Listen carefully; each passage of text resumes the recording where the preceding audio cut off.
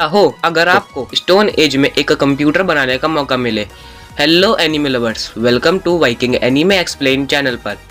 इस चैनल पर आपको दुनिया खत्म होने के बावजूद भी न्यू वीडियोस मिलती ही रहेंगी। बस मुझे और आपको इंटरनेट के साथ चांद पर होना होगा। आज मैं doctor stone final moon arc के एपिसोड 3 और 4 को एक्सप्लेन करने वाला हूँ। तो आज हम कुछ न्यू कैरेक्टर्स को भी देखने वाले और काफी कुछ होने वाला है। तो बिना किसी देरी के वीडियो को शुरू करते हैं। अब तक में हमने देखा कि कैसे kingdom of sine rocket materials इकट्ठे करने के लिए दुनिया भर में सफर कर रहे हैं और उनकी पहली मंजिल स्पेन थी। स्पेन में इन सबको कई मुसीबतों का सामना करना पड़ा, लेकिन अब ये वहाँ से एक ग्रेट मैथमेटिशियन को ढूंढने के लिए आपके देश इंडिया आ रहे हैं। यहाँ ज्ञान बता रहा होता है कि स्पेस एक बहुत ही भयानक जगह है। अगर हमसे एक पॉइंट की भी गलती हो गई तो हम वहाँ पे हमेशा के लिए खो जाएंगे और इसलिए हमें लगातार पागलों की तरह कैलकुलेशन करना ही होगा। यूसुई भी कहता है कि इसलिए हम इंडिया जा रहे हैं क्योंकि वहीं पर हमें मिलेगा एक ऐसा मैथमेटिशियन जो हमारे लिए इस काम को कर सकता है। इंडिया में हमेशा से ही सबसे एडवांस मैथमेटिक्स पढ़ाई जाती है और अगर हमारी किस्मत अच्छी हुई तो हजारों लोगों की सोच रखने वाला साई भी वहीं पे मिल जाएगा। इधर ये लोग इंडिया पहुंचते ही हैं और यहाँ इंडिया के मसाले ही मिलते हैं, तो यहाँ पे फ्रांशक कुक भी कर रही होती है और इंडिया पहुंचते ही कोई कुक क्या कुक करेगा इस बारे में आप समझ गए होंगे। यहाँ ये लोग आराम से नान वगैरह खाते हैं और तभी इन लोगों को इस बात की फिक्र रहती है कि जापान में स्थिति क्या होगी इस वक्त, क्योंकि अगर जापान में मौजूद रूरी की पूरी टीम की मूर्तियां अगर टूट गई और वो पत्थर सड़ गए तो उन्हें वापस ठीक नहीं किया जा सकता। लेकिन कोहाकू कहते हैं कि तुम बिल्कुल फिक्र मत करो, हम बहने हैं, मैं जानती हूँ, उन्होंने कोई ना कोई तो इसका इलाज ढूंढा ही होगा। इधर यूसुई कहता है कि अगर तुम किसी इंसान को अच्छे से जानते हो तो तुम्हें पता होगा कि वो कहाँ है। इधर अगले दिन इन लोगों को उस बंदे को ढूंढना था जो कि यहाँ पे सबसे बेहतरीन मैथमेटिक्स कर सकता है। यूसुई बताता है कि जिस वक्त वो मनहूस पत्थरों वाली बीम चली थी उस वक्त इंडिया में सुबह के लगभग 9 बज रहे होंगे। साई अक्सर उस वक्त अपने लैपटॉप में घुसा हुआ होता था, तो पक्का वो उस वक्त स्कूल की छत पर होगा। इधर इनके पास सबसे बड़ी प्रॉब्लम ये थी कि इन्हें स्कूल की लोकेशन का पता कैसे चलेगा। तभी सेनकू कहता है कि ये बहुत ही आसान है, हमें बस थोड़ी सी कैलकुलेशन और पूरी जगह के मैप की जरूरत होगी। और यहाँ पे चेल्सी और सेनकू मिलकर यहाँ का पूरा काम निपटा लेते हैं। यहाँ पे अंदाजा लगा लेते हैं कि आखिर वो मूर्ति कहाँ होगी। ये उसे खोद के वहाँ से उस मूर्ति को निकाल लेते हैं और वैसे ये मूर्ति किसी देवता की मूर्ति ऐसी लग रही है बिल्कुल। ये उसे जगाते ही है और इधर साय जो कि काफी कूल लुक के साथ यहाँ पे जागता है, जो इन सबको खुद को जगाने के लिए थैंक्स भी कह रहा होता है। लेकिन तभी वो यूसुई को देख लेता है। यूसुई तो यहाँ पे काफी खुश होता है, लेकिन साइड डर की वजह से वहाँ से भाग जाता है। इधर साई कहता है कि मैं कोई कमाल का मैथमेटिशियन नहीं हूँ, ये सब बस इसकी फैलाई भी झूठी अफवाह है। लेकिन यूसुई कहता है कि तुम मुझसे छुपा नहीं सकते, तुमने 4 साल की उम्र से ही काबिलियत दिखानी शुरू कर दी थी। यहाँ साई पल भर में ही 10 डिजिट्स की मल्टीप्लिकेशन बड़े ही आराम से कर डालता है। वो कह रहा होता है कि जितना वक्त मुझे मिला था उतने वक्त में कोई भी बड़े आराम से कर सकता है। लेकिन यहाँ तो भाई सेनकू की भी बोलती बंद होती है। यहाँ हम साई का पास्ट देखते हैं, जहाँ उसे अक्सर बस पढ़ाई के लिए ही फोर्स किया जाता था, क्योंकि वो उसे नानामी कांग्लोमेरेट का सबसे बेस्ट मैथमेटिशियन बनाना चाहते थे। लेकिन साई को यहाँ अक्सर मैथमेटिक्स से ज्यादा गेम्स खेलना पसंद था। वो अक्सर छिप कर ही गेम्स खेला करता था। वो गेम क्रिएट करने के बारे में काफी दिलचस्पी रखता था, लेकिन केवल उसकी पढ़ाई पर ही फोकस करवाने के लिए उसके सारे गेम्स डिलीट कर दिए जाते थे और उसका पढ़ाई का टाइम भी अब डबल कर दिया गया था। यूसुई उसे मोटिवेट करते हुए कहता है कि तुम्हें जो करना है करो, तुम्हें अगर कुछ भी चाहिए तो तुम उसे पालो, चाहे वो नानामी कांग्लोमेरेट क्यों ना हो। इतनी पढ़ाई करो कि कोई तुम्हारे आगे बोल ना पाए। और हम देखते हैं कि कैसे यूसुई हमेशा बस साई पर ऑर्डर छाड़ता रहता था। बस वो अपने किसी भी नए प्रोजेक्ट की कैलकुलेशन साई से करवाने की कोशिश करता रहता था। एक तरीके से बस साई की कैलकुलेशन स्किल का फायदा उठाने की कोशिश करता रहता था, जिस वजह से साई परेशान होकर इंडिया भाग कर आ गया था। यहाँ साई कहता है कि मुझे गेम प्रोग्रामिंग पसंद है, लेकिन मैं यहाँ ये कैसे करूँ, यहाँ तो कोई कंप्यूटर तो छोड़ो कैलकुलेटर तक का नहीं है। इधर सेनकू भी कहता है हमें एक सेमी कंडक्टर बनाने में कम से कम 5 से 10 साल लग जाएंगे, अभी तो कंप्यूटर बहुत दूर है।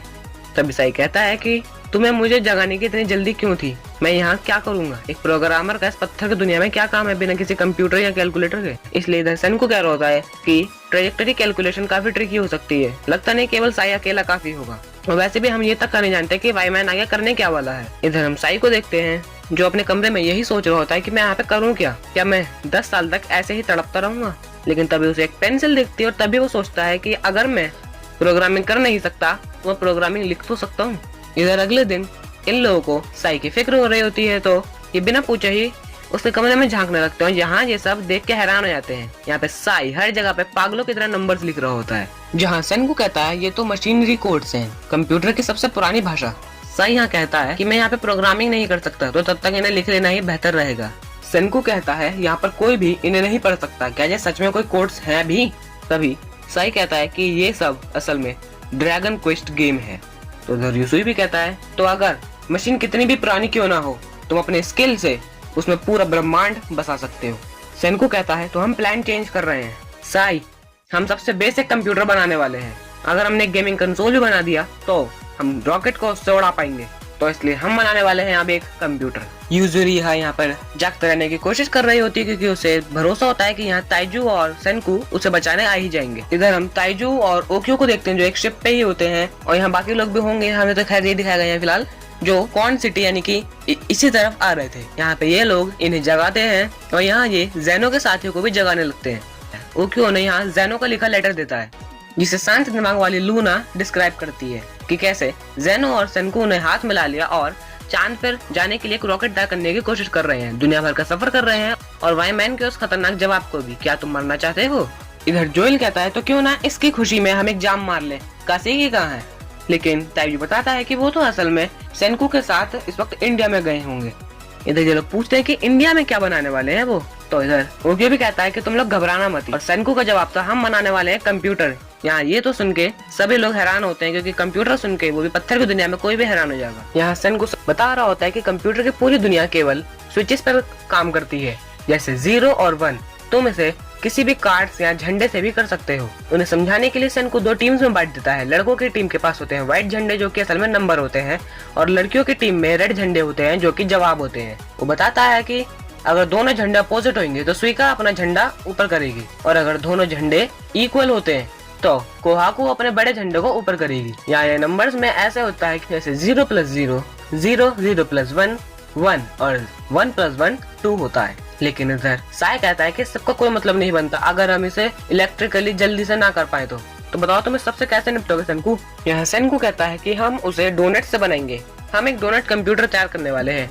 हम कॉपर और जिंक से बने एक मेटल डोनट पर वायर को लपेटेंगे, और फिलहाल हमें ऐसे 5 की जरूरत होने वाली है। हम एक पैरामेट्रॉन बनाने वाले हैं। तभी मैका सेनकू बताता है कि एक पैरामेट्रॉन असल में किसी झूले की तरह ही काम करता है। अगर एक झूले पे कुछ लोग आगे और कुछ लोग पीछे की तरफ झूलेंगे तो मेजोरिटी जिस तरफ चाहेगी झूला उस तरफ जाएगा। इधर ये किसी तरीके से एक पैरामेट्रॉन कंप्यूटर बनाते हैं जो कि वैसे तो काफी छोटा होता है, लेकिन फिलहाल हम आगे जाने जाएंगे इसका कैसे काम होने वाला है। साई उसे ट्राई करने की कोशिश करता है जो कि बखूबी काम भी करता है, एक कैलकुलेटर की तरह ही। इधर साई कहता है कि ये सही है, हम कई सारे पैरामीटर्स को जोड़ के धीरे धीरे ही सही लेकिन इंसानियत को पीछे छोड़ते हुए कंप्यूटर्स बना ही लेंगे। यहाँ सेनकू कौन सिटी में इन लोगों को इंस्ट्रक्शन देता है कि आखिर डोनट्स बनाने कैसे हैं। गेन के हिसाब से तो डोनट्स कम से कम 800 बनाने थे, लेकिन सेनकू तो मौजा ही मिला देता है, कम से कम 2 लाख डोनट बनाने हैं। और यहाँ इन लोगों ने भी कंप्यूटर को थोड़ा सा अपग्रेड कर दिया था जिन्होंने कैलकुलेटर बनाया था, और अब वो थोड़ा ज्यादा कैलकुलेशन कर पाता है।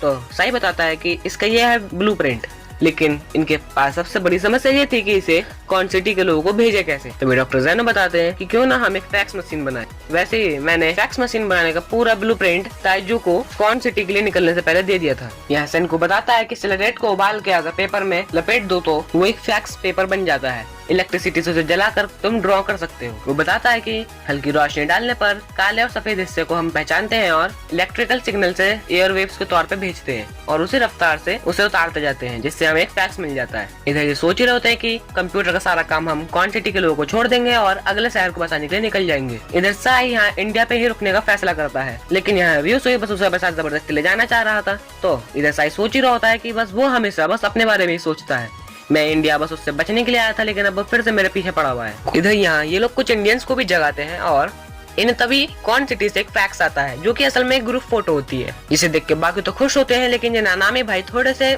उदास ही होते हैं। यहाँ गेन इस बात को पकड़ लेता है, लेकिन वो यहाँ साई से घुमा फिरा के पूछने वाला था, लेकिन उससे पहले ही चैल से झटके से पूछ लेते कि क्या तुम्हें फोटो से कोई प्रॉब्लम है, तुम दोनों नानामी भाइयों को साथ रहना चाहिए ना। जहाँ साई बताता है रिसोई और मुझे हमेशा से ही नानामी कांग्लोमेरेट की ग्रुप फोटो से अलग रखा जाता था, क्योंकि हम नानामी कांग्लोमेरेट के बच्चे नहीं है। चेल्सी कहते तो इसका मतलब तुम्हारी मॉम नहीं है, लेकिन उससे पहले गेन उसे रोक देता है। तो बताता है कि असल में मुझे हमेशा से बस एक मैथमेटिशियन बनाने के लिए इस्तेमाल किया जाता था, एक सोल्जर की तरह, और यहाँ रसोई किसी के भी काबू में नहीं रहता था। रसोई हमेशा बस मुझे परेशान करता रहता था, हमेशा अपनी नई नई फरमाइश लाता रहता था। वो बस चाहता था कि मैं उसके लिए कैलकुलेशन करता रहूं, वो बस मेरा इस्तेमाल करने की कोशिश करता था। लेकिन इधर गेन शांति से उसे समझाता है कि मुझे ऐसा लगता है रसोई बस तुम्हारे साथ रहना चाहता है, बात सिर्फ इतनी सी ही है। इधर साई इस बारे में सोच ही रहा होता है, लेकिन इतने में ही र्यूसुई यहाँ आता और उससे कहता है कि चलो क्यों ना तुम मुझे इतने में चेस खेलना सिखा दो। साई उससे मना करने वाला था, लेकिन वो इतने में ही मान जाता है।